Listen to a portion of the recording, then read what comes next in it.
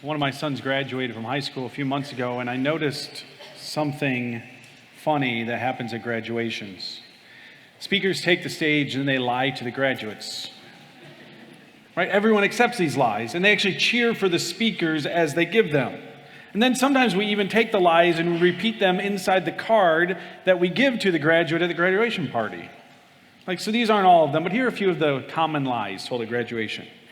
Students, you can be anything you want to be. Well, I wanted to be an NBA basketball player, but I'm 5'9" and don't have much athletic ability. It wasn't a lack of desire that kept me from the NBA. How about this one? Students, follow your dreams and everything will turn out well. So do you think all the pain and the suffering in the world is caused by students who don't follow their dreams? Right? Of course not. People often dream of doing things that they have no ability or opportunity to accomplish. I heard this one multiple times when my son graduated recently. Students, what you've done here will never be forgotten. You have made a mark here. We will never forget you. So they said that. Then 600 different students walked across the stage. And I was thinking, if they're all so unforgettable, why is the person reading their name from a list? Shouldn't they just look at it and be like, I know you. I remember you. I wish high schools would invite the author of Ecclesiastes. We're going to call him the teacher. I wish they'd invite the teacher to speak at their next graduation. He would not repeat these same sentimental lies. He would be honest with the students. He would tell them, students, your future is a bit like playing that claw game at the arcade. You know that game where you put in some coins, then there's a claw, and you're supposed to position the claw above whatever prize you want. You push the button, and what you're hoping is the claw will descend, it'll latch onto a prize, then it drops the prize in the chute where it'll come out to you. But what happens is each time the claw descends, it grabs a prize, and then each time the prize slips out before it reaches you. Students, he would say, you will spend your life trying to grab onto something you think will satisfy, and each thing you grab is going to slip through your fingers. Or maybe he would simply quote the Rolling Stones. I can't get no satisfaction. I can't get no satisfaction because I try and I try and I try and I try. I can't get no satisfaction. You see, the teacher doesn't play around. He doesn't pretend. He just gives the unvarnished truth. Life, he says in chapter 2, is an endless cycle of gathering and accumulating, but you don't really get to enjoy it, and then you die. I know it's not the most uplifting and encouraging speech. You probably wouldn't be invited back the next year, but it's the most honest. I mean, how many times have you said to yourself, man, once I'm able to afford that, then I'll be satisfied. Or once I finish this project, once I finish this degree, once I sort of finish this season of life, I'm going to be content. Or when I finally get married, when I finally have kids, when the kids finally move out of the house, when the kids give me grandkids, I won't want anything else. Or all I need to be happy is fill in the blank. But then the blank gets filled in, life moves on, and you're no more satisfied than you were before. This chapter of Ecclesiastes is fascinating because it's written like a science experiment. It's one man's attempt to methodically answer the question, what do I need to be satisfied? So he has the resources to try everything, and he will try it both in moderation and abundance. So as he tries to find contentment and he tries to find satisfaction, he keeps returning to his opening statement, life is a vapor. Yet in spite of his failure to find satisfaction, the chapter ends in a hopeful way.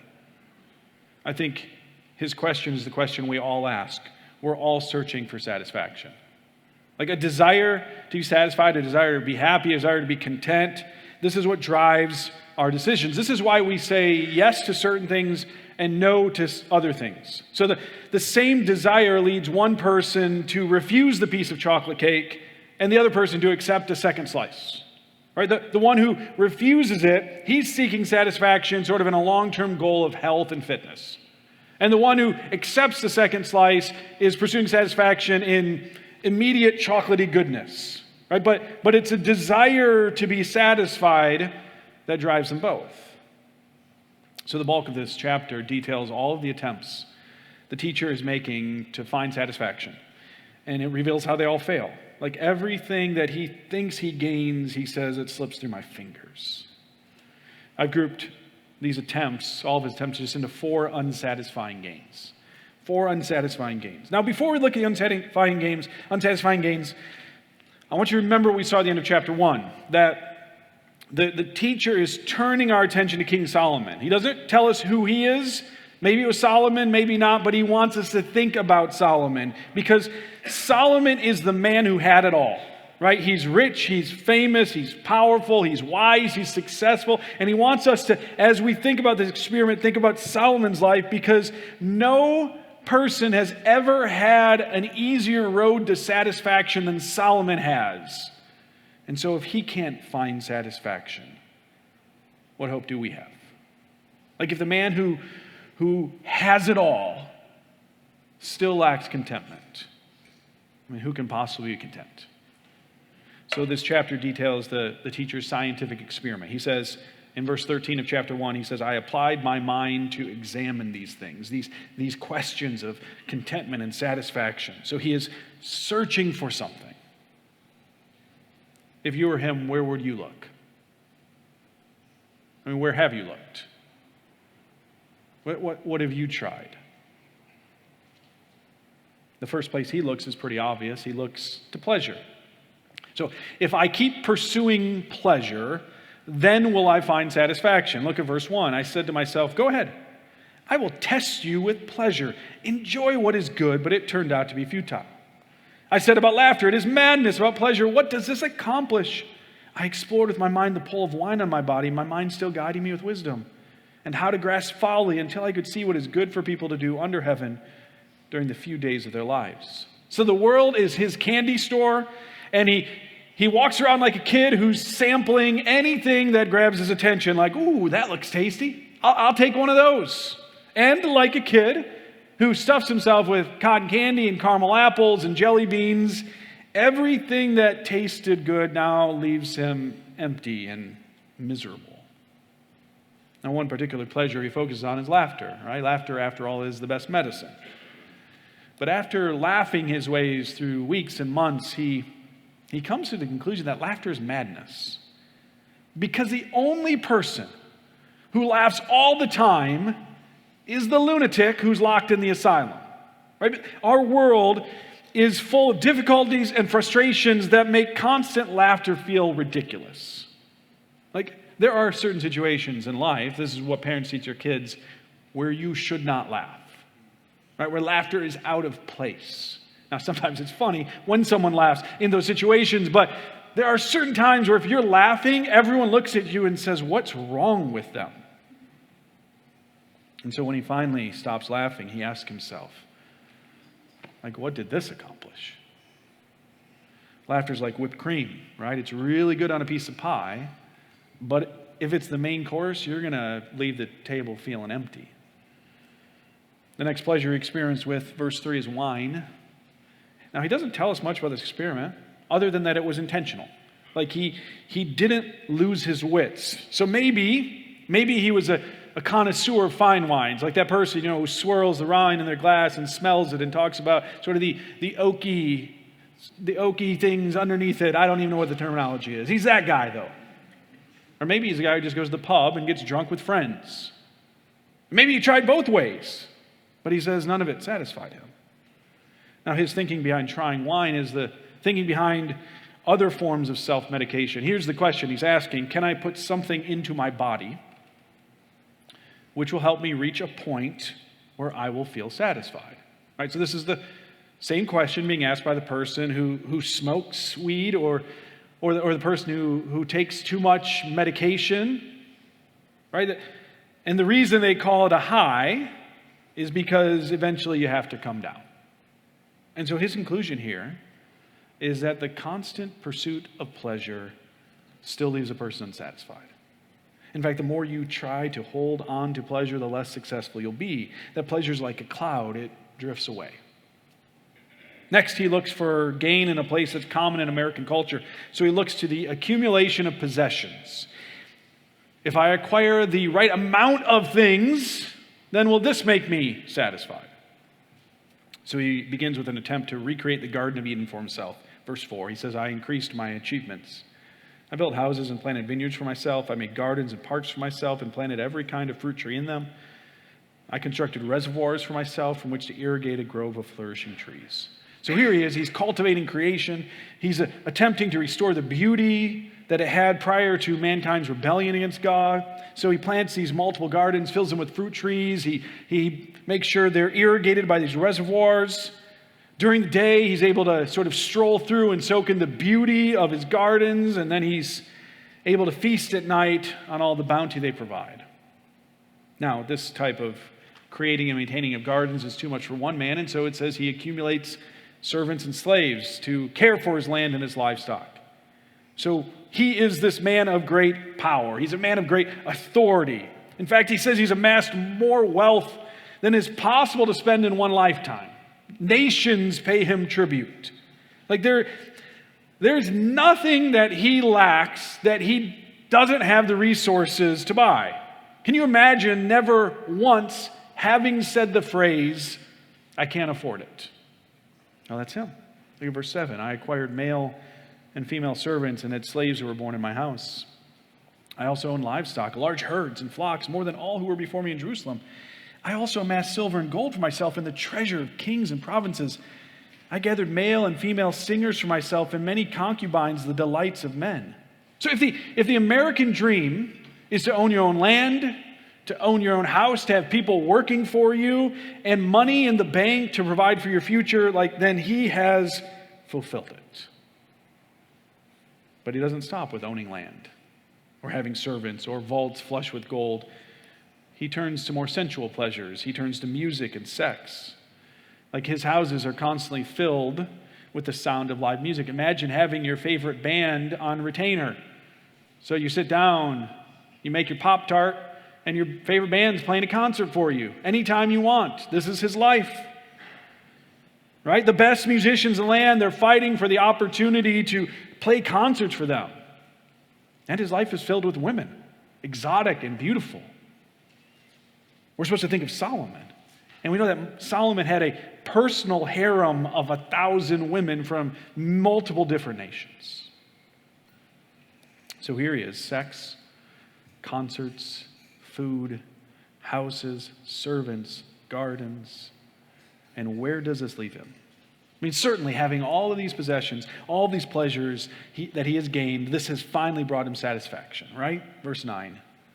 So I became great and surpassed all who were before me in Jerusalem. My wisdom also remained with me. All that my eyes desired, I did not deny them. I did not refuse myself any pleasures, but I took pleasure in all my struggles. This was my reward for all my struggles. When I considered all that I accomplished and what I had labored to achieve, I found everything to be futile in a pursuit of the wind. There was nothing to be gained under the sun. So all of his possessions, all of his attempts at pleasure are empty peanut butter jars. Right? He has not been able to gain the one thing that eludes him. Right? He has no satisfaction. So what he says here in verses 9 through 11 reminds me a lot of a statement Tom Brady made on 60 Minutes right after he won his third Super Bowl. He said this, he said, why do I have 3 Super Bowl rings and still think there's something greater out there for me? I mean, maybe a lot of people would say, hey man, this is what it is. I reached my goal, my dream, my life is. Well, me, I think, God, it's got to be more than this. I mean, this can't be all it's cracked up to be. I mean, I've done it. I'm 27, and what else is there for me? What's the answer? The interviewer asked him. And Brady responds, I wish I knew. I wish I knew.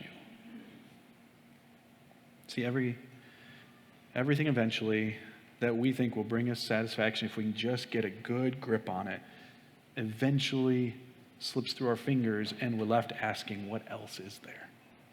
What else is there? So now the teacher turns a different direction to see if he can gain satisfaction. So he stops looking outward and he begins to look inward. If pleasure and possessions can't do it, maybe something spiritual, something to do with his heart and mind. Could wisdom be the answer to his question? If he gained wisdom, would he find satisfaction? Well, he immediately determines that wisdom has value.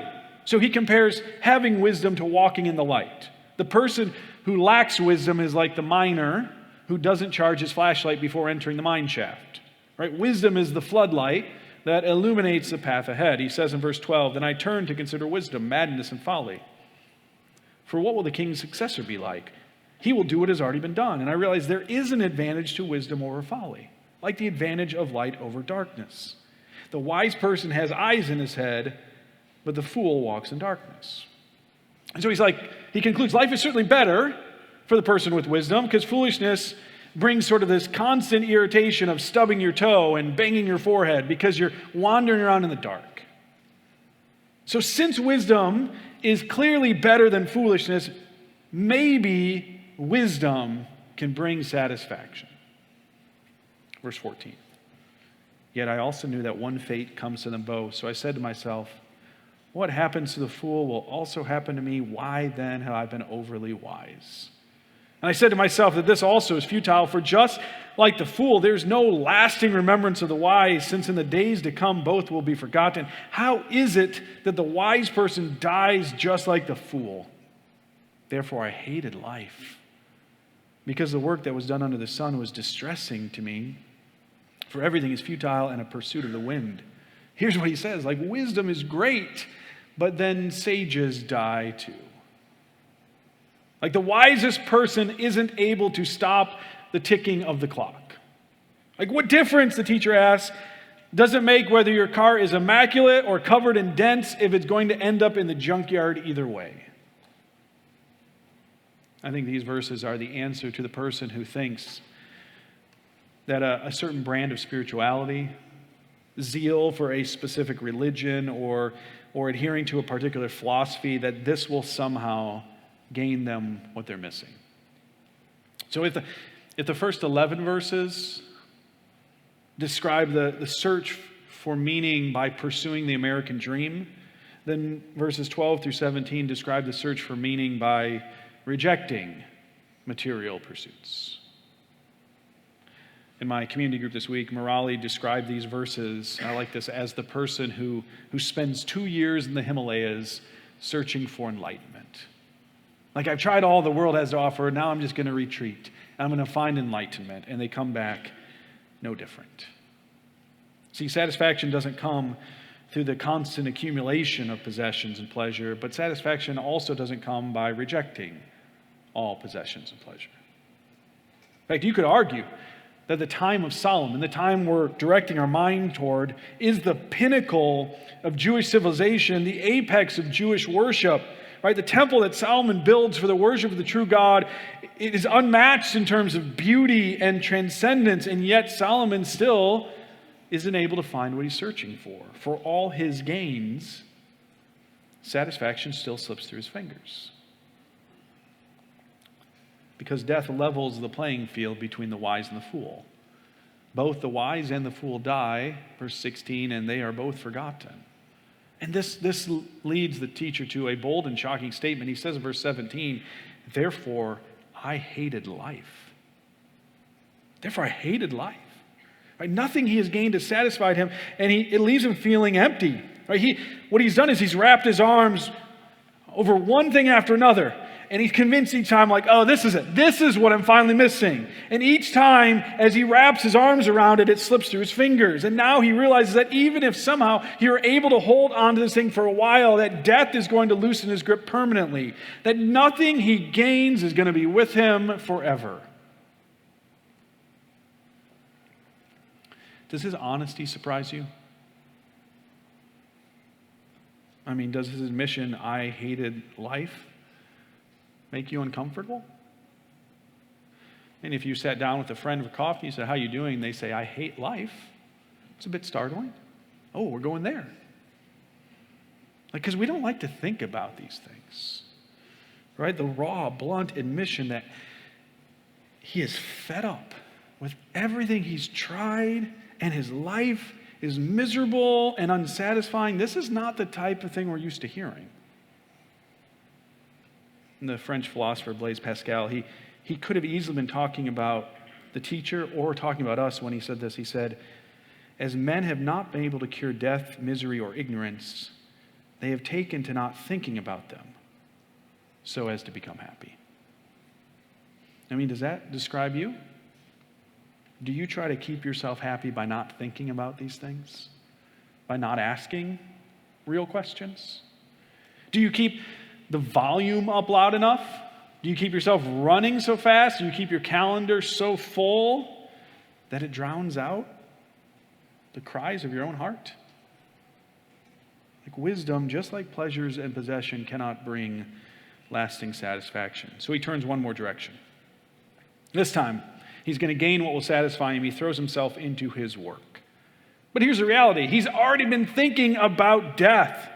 And so he can't shake the fact that whatever he builds, whatever he accomplishes in his life is going to be left to others, and then some fool is going to destroy everything he spent his life building. Verse 18, I hated all my work that I labored at under the sun, because I must leave it to the one who comes after me. And who knows whether he will be wise or a fool. Yet he will take over all my work that I labored at skillfully under the sun. This too is futile. So I began to give myself over to despair concerning all my work that I had labored at under the sun. When there is a person whose work was done with wisdom, knowledge, and skill, and he must give his portion to a person who has not worked for it, this too is futile and a great wrong. For what does a person get with all his work and all his efforts that he labors at under the sun? For all his days are filled with grief, and his occupation is sorrowful. Even at night his mind does not rest. This too is futile. Your job can be such a big part of your identity, right? This is why we so often, when we're meeting someone, pretty quickly ask, so what do you do? We like to define ourselves by our accomplishments, whether that's accomplishment at work or accomplishment in other responsibilities. Maybe it's the responsibilities you have at home, right? We think, well, if I'm just a diligent parent, then I'll be satisfied. If I'm a faithful spouse, then I'll be content.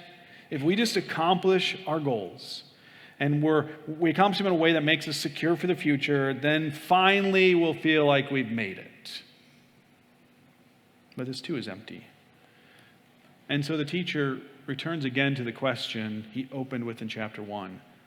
Verse 22, he asks, what does a person gain by all his efforts? What does a person gain by all his efforts? Like, this is a question I challenged you to think about last week. I hope you have this week. Have you asked, what have I gained by all my efforts? Is my life's work just a collection of empty peanut butter jars? Something I think is in there, something that will last and it's empty?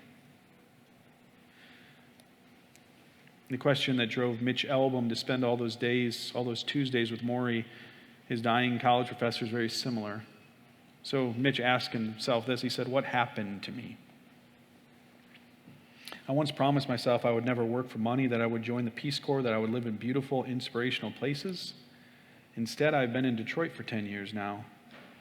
At the same workplace, using the same bank, visiting the same barber. I was 37, more efficient than in college, tied to computers and modems and cell phones. I wrote articles about rich athletes who, for the most part, could not care less about people like me.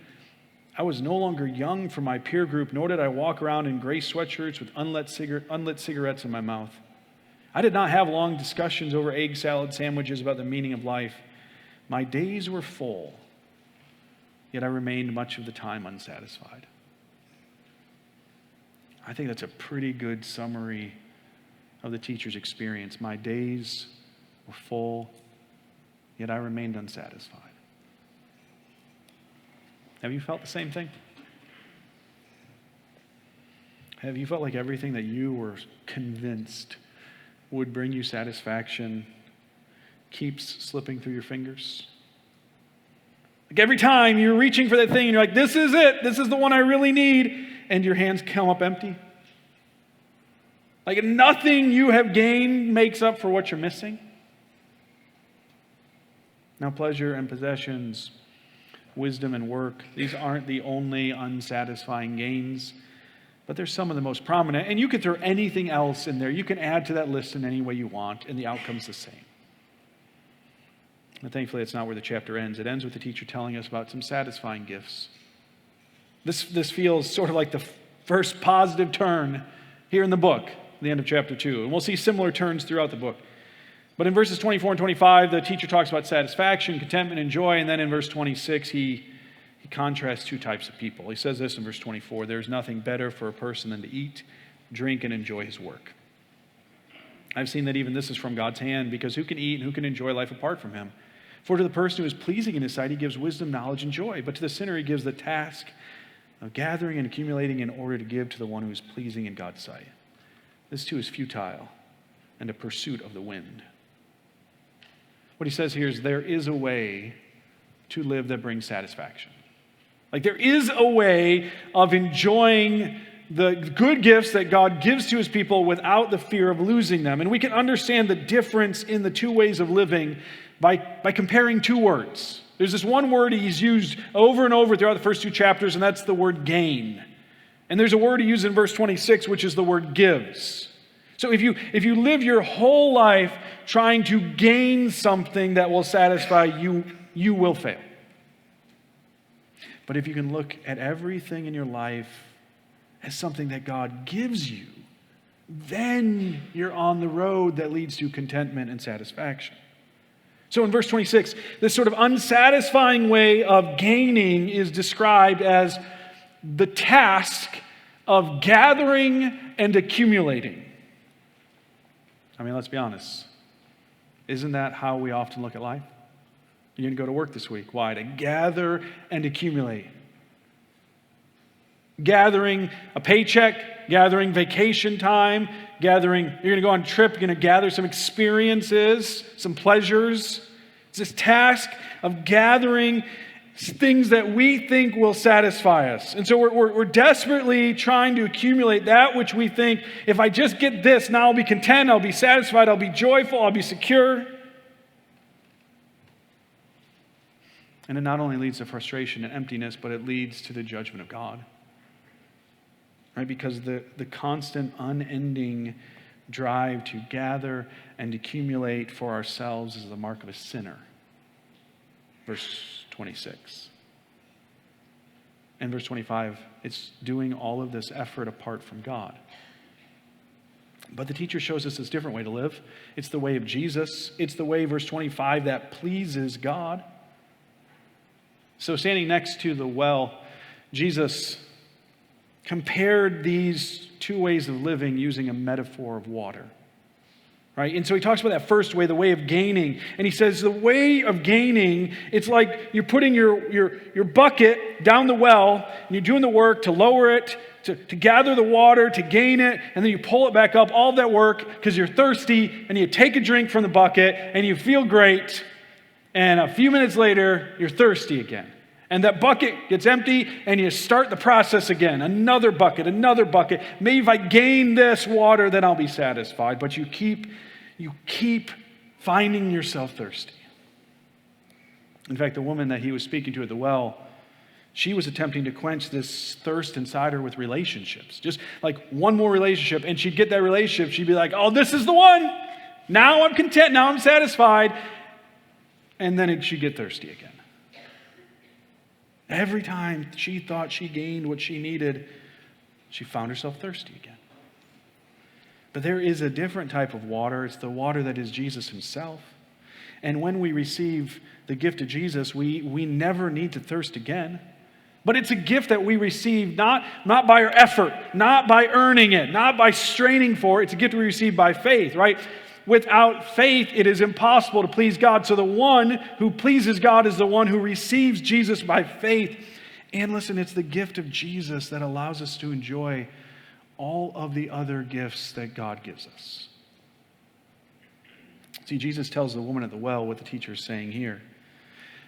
That satisfaction is possible, but it's not by setting our focus and attention, setting our goals on what we can gain in this world. We can never gain enough to be satisfied.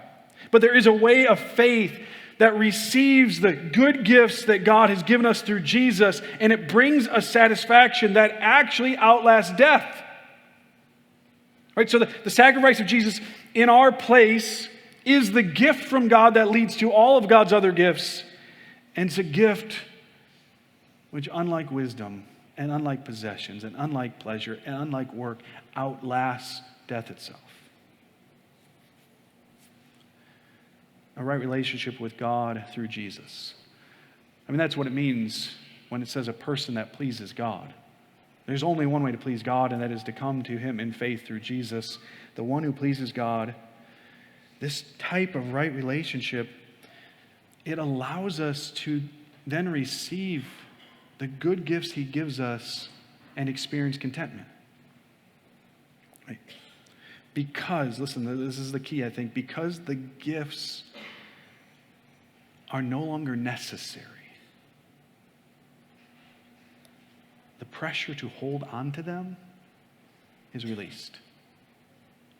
Like, we can finally enjoy what God has given us because we don't need it. Like Job, who had everything, and then everything was taken away, we can say, the Lord gives, and the Lord takes away. Blessed be the name of the Lord. If I have Jesus and nothing else, I have everything. But if I have everything else and not Jesus, I have nothing. You see, the gospel is paradoxical to our way of thinking. Like, Jesus says these things that seem so backward to us. He says to his disciples, the way up is you need to go down. The way to glory is through suffering. The way to life is through death. And here we see that the way to find satisfaction is to stop trying to gain satisfaction in all the ways we try to gain satisfaction. That the tighter we hold on to the things around us, the less satisfying they will be. I taught my sons how to shoot a basketball. I've taught some other, and I teach them this, that if you want to make a shot, you cannot grip the basketball tightly. Like the tighter you grip a basketball, the less chance of making it. In fact, if you go there and you grip it super tight and you shoot, you'll probably miss everything. In order to make it work, you have to grip it loosely. And the same is true of life. Like, the tighter you hold to anything in your life, I must have this. I must hold on to this. I cannot let this go. The less joy you'll find in it. It's fascinating to me that the satisfying gifts that he lists in verse 24 are eating, drinking, and working. Now, this is not sort of the hedonistic, eat, drink, and be merry, for tomorrow we may die. That's not at all what he's saying. These are the gifts that were given to Adam and Eve in the Garden of Eden. Right? They ate, they drank, and they worked in God's presence, and it was satisfying. And it was only when they attempted to do it apart from God that they were dissatisfied. And so Jesus came, and he came to restore us to God, to lead us back into the garden. And so he says, through Jesus now, you can do what Adam and Eve failed to do. You can eat, and you can drink, and you can work in my presence in a way that will actually satisfy you. So what if work wasn't something you feared or something you loathed, like, oh, it's Monday again, I gotta go. Or something you lived for, but you actually saw your work as a gift from God. And God gave it to you both to enjoy and to steward for as long as he leaves it in your hands. See, this is the perspective Jesus produces in his people. When we find our identity and we find our purpose in who Jesus says we are, not in our success or failure at work, then we're able to approach work as a gift from him. So we can do it with joy, we can do it with contentment until he takes it away, because our work doesn't define us. If we lose our job, we have not lost everything. Right? Because the Lord gives and the Lord takes away. Blessed be the name of the Lord. What if we looked at everything through the lens of this is a gift from God to me? And I'm going to enjoy this gift. I'm going to appreciate this gift as long as it lasts, but I'm not going to try to hold on to it. I wonder how much joy you forfeit because instead of enjoying what God gives you, you're trying to hold on to it. So in the middle of something that should be enjoyable, you can't enjoy it because you're wondering, when do I get to do it again? What if I lose it? What if it ends? And so you're so afraid of losing it, you're so focused on it that you don't actually ever enjoy it. And we're a lot like the crowds that followed Jesus. And Jesus miraculously provides bread for them. In fact, he provides so much more, there's leftovers. There's a lesson in that. And instead of saying like, wow, this is awesome, and listening as Jesus says, well, this is just a sign of what I can do for you. I can provide for you something that the hunger in your heart can finally be stilled. Instead of listening to that, they start pestering Jesus. When do we get bread again? How often is that us? That God in his kindness gives us a pleasure and he provides us with a job and all of these things. And instead of enjoying them as these good gifts from God, we're worried about losing them. We're holding on to them. We're trying to grab them and we're missing what God has intended for us. Brothers and sisters, the prophet Isaiah, near the end of his book, he shares this promise from God about the work of Jesus. And I'm going to read it in just a second, but I want you to think about the terminology used and how similar it is to this chapter of Ecclesiastes 2. And what his promise is, it's a promise fully fulfilled in the return of Christ, but it's one that as his people united with him, we get to experience now. We start to experience this. But listen to the description and compare it just in your minds with what we read from the teacher in chapter 2. God says this in Isaiah 65, people will build houses and live in them. They will plant vineyards and eat their fruit. They will not build and others live in them. They will not plant and others eat.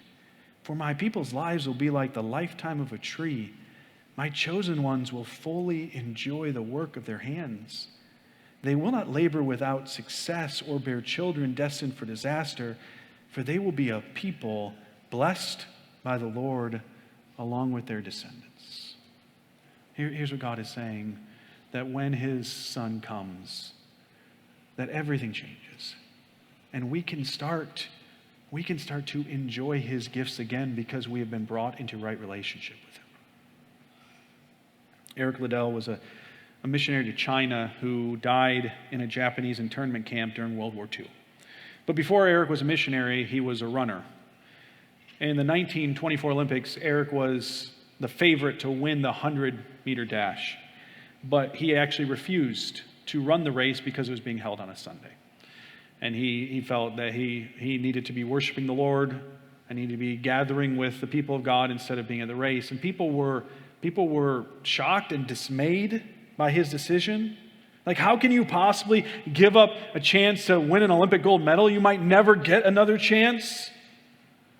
But Liddell understood that his life was not going to be defined by what happened on the track. Right? That gaining an Olympic medal, as awesome as that would be, would not satisfy him. So because running did not define him, and because his ultimate prize was not winning a gold medal, what you see is that he doesn't give up running.